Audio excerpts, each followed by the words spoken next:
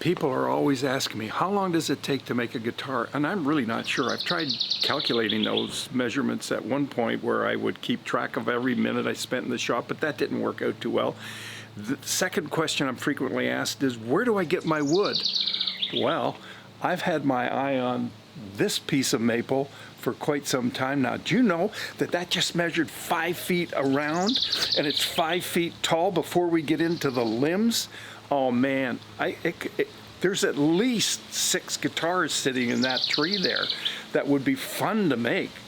I just don't know if my wife would miss the tree if I sawed it down. I could get myself into a little bit of trouble. Well, even I don't have that much courage. Let's get on with today's episode and we'll head back downstairs.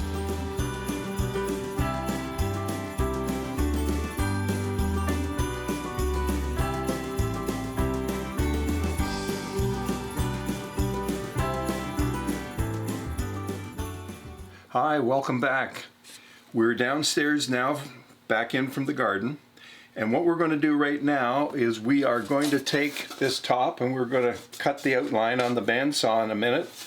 And we're going to take this back strip, which is approximately 3/4 of an inch by, maybe 3/16 of an inch, possibly even 1/4 of an inch thick. And we're going to glue this to the back of this. And then we will, once it's dried, shape that, and I'll show you how to do that.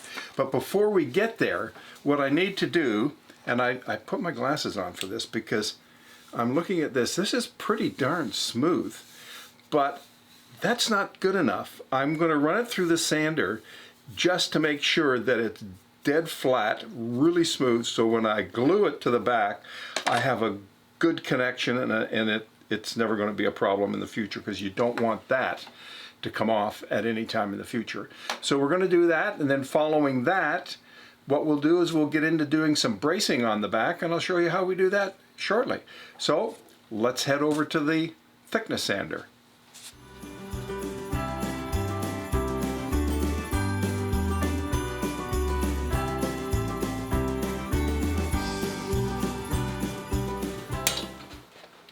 Okay, we're back. Hitting the light and all, we're back. I have got this thing sanded now. Actually, I decided to do both sides. It's really smooth. It's very nice. The grit on the sandpaper running through there is 80 grit, but this is just dead smooth. So it's going to work just fine on this Brazilian rosewood. So I'm going to show you in a minute how we're going to glue that onto the back. You're going to love this part.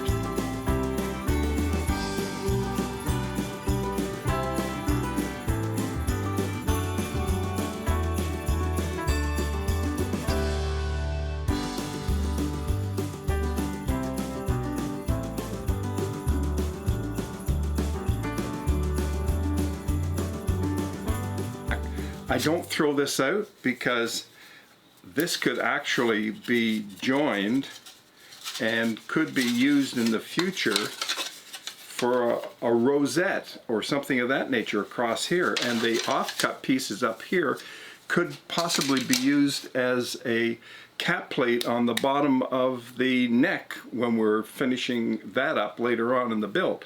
So you'll get to see this come back again and visit us. Anyway, this worked out extremely well. I've left 3/8 to 1/2 an inch in some places around the line that I drew, because that line was on the inside. The linings are going to go on the inside of this, and then we will route that nice and smooth with a router to get it all fixed up. So this is the inside, and now what we're going to do is glue this strip along here, and I'm going to show you how we do that right now, and hence the next jig. So what we're getting down is the go bar deck, and that simply goes together like this. If I can get it to work, and it will sit right here. And it will be perfect, and I'll show you the radius disc. Now, when I use the radius disc, and understand the radius disc is all concave, it's a dish, it's going like that. I'm exaggerating this, but it's like that, okay? And so what happens is it's like it's a big arc, and they cut it. And this one is cut at about 18 feet. So it's an 18-foot radius basically that I'm using here on the back. And what I've also done, if you'll notice here, I wrote back. I write back on there because it's very easy to get them mixed up, because the top is a different radius than the back. And so I've got it written on the top here and on the side. And now we'll get the pieces down the go bar, and we'll set this all up and show you how this works. I'm going to secure the ruler with the cam clamps. Let's do that. All right, what I've done is I've split this in half, and I've set the ruler over so that half of this will go on that side and the other half will come on this side. I'm going to glue this, and then I will just set that in place, put the go bars on it, and we're good to go. So let's get those out of here. These are the clamps that I'm going to use on this. These are, I bought these at a manufacturer that makes kites because they were terribly inexpensive, and you need so many of them. I probably need to order more, but they work great, and you'll see that in just a second. So here we go. I've got a little piece of Kleenex here that's going to clean the glue off my finger. And is one side better than the other? Yes, I think this is the best side. I'm going to put that down, and I'm going to fetch the glue. All right, I've got a bottle of glue. This is Tight Bond glue because people keep asking me what kind of glue I use. It's Tight Bond. And we're just putting it on the wood here. And we will then spread it with our handy glue spreading device that was provided to us at birth. And I want to get enough glue on here because I want squeeze out. I want to see it squeeze out because then I know it's really good and tight all the way around. Alright, so I'm not putting this on just on any of the edges, just the bottom of this strip. You'll see this in just a second. Sorry that you just get the top of my head here while I do this, but I don't know how else to do this. I suppose I could re-angle this so you'd see it, but I don't know if that's terribly boring to watch me spread glue onto a piece of wood. Maybe not. Anyway, there we are. It's all done. And this is what we've got. The glue is all up and down there. Nothing on the edges. It's just on the one side. And so now what we're going to do is position this up against the ruler. And I want it down at the back end because that's the narrowest piece, and the top is going to be wider. Now what I'm doing is I'm sliding this just slightly along, because remember, I want this thing on both sides and it's tight, so I know that half of that strip is on that side of the back and half of it is on this side. So now we just need to use these and put this in position. I'm going to put this right at the end, because that's an important one. And sometimes if you get too much glue on here, the glue will cause this to skate. By that I mean slip and slide, and you don't want that. So this is what we're doing, and I'm always overkill on this stuff. I know that. This puts on the even amount of pressure. And with the radius disc going like this, okay, the back is you know, concave, so I'm able to make sure that it fits all the way in. And and I use this dental pick that my dentist gave me, and I like to pick this off and make sure that I get all of it while I can.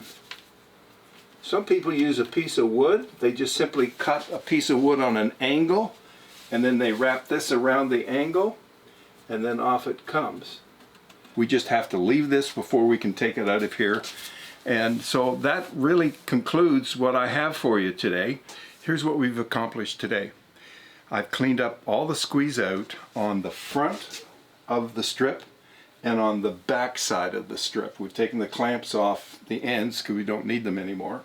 I've cleaned up the ruler because the squeeze out goes underneath the ruler, and while it's got cork and I don't want it to move, I don't want that to get glued over, right? So I've cleaned that all up and I've put that away.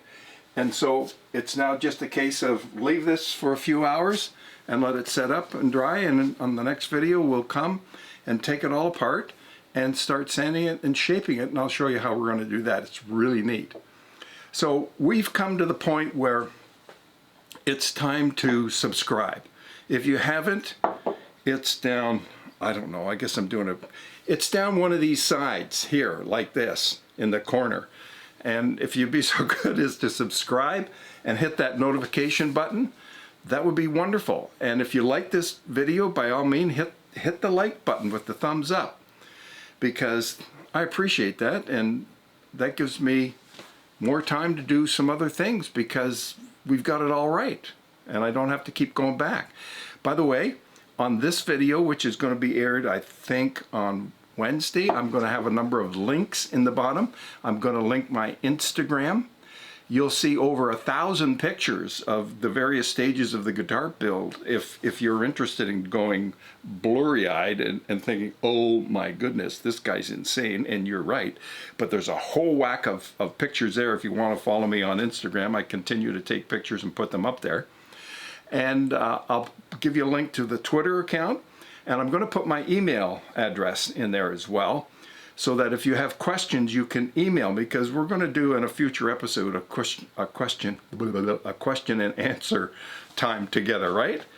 Okay, obviously the brain and the tongue and the mouth isn't quite coordinating today, so we got to do something about it. You know what that means? That means it's time. It's time for this man to have a nice cup of English breakfast tea. Oh.